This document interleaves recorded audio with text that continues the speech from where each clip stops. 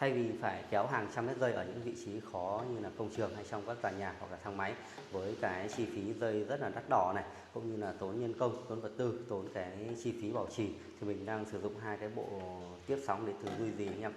Hai cái bộ tiếp sóng này có cái mã là EST100-E, hỗ trợ sóng 2.4, cái độ lợi anten là 8 dB, và nó sẽ hỗ trợ một camera có độ phân giải tối đa lên 8 megapixel. Do đó thì mình sẽ sử dụng cái bộ này cho hai chiếc camera.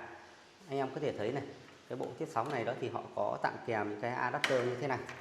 Đây, adapter đi kèm đây. Tuy nhiên thì để gọn gàng hơn đó thì mình sẽ không sử dụng adapter. Cái bộ tiếp sóng mà có chữ N ở cuối này này, đây mình quay gần chút cho anh em thấy này.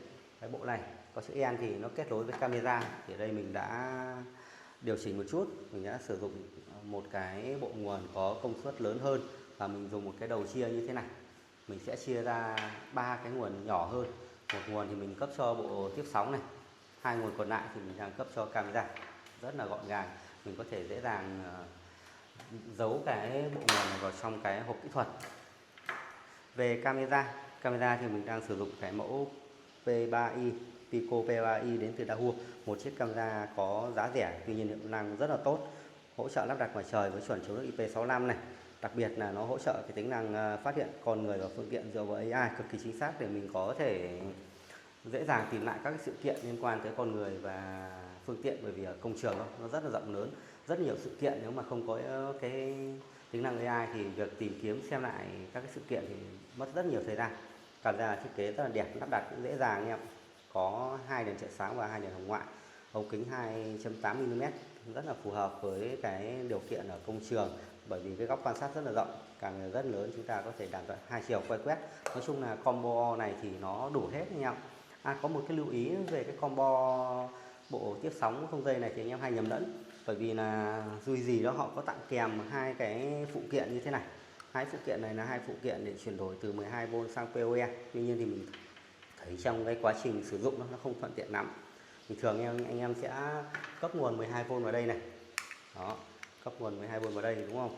Cái đầu PoE này thì anh em sẽ cấp lên cái chân mà có ký hiệu PoE ở trên này, đó. Thì cái việc cấp như thế và cái tín hiệu mạng anh em cấp vào đây thì nó cũng không khác gì cái việc cấp như thế này cả. Tuy nhiên thì nó lại thêm cái phụ kiện này, thêm rất nhiều dây dợ, thì cái tỷ lệ bị lỗi ở các cái điểm tiếp xúc sẽ nhiều hơn.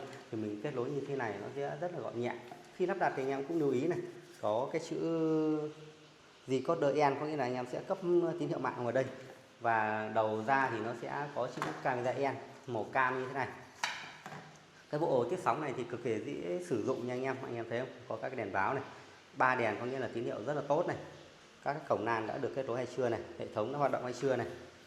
Hai cái bộ bán sóng này đó anh em có thể kiểm tra tình trạng hoạt động ở trên thiết bị di động nhé. Anh em cài cái app Duy gì vào, anh em sẽ thấy này, nó đang hoạt động ở cái kênh 12 này, tín hiệu khá là ok này.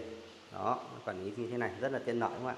Rồi, cảm ơn anh em. Thì hy vọng chia sẻ này anh em sẽ có thêm một cái giải pháp để cung cấp hệ thống camera cũng như là các cái giải pháp IoT cho gia đình, cho doanh nghiệp. Rồi, chúc anh em thành công.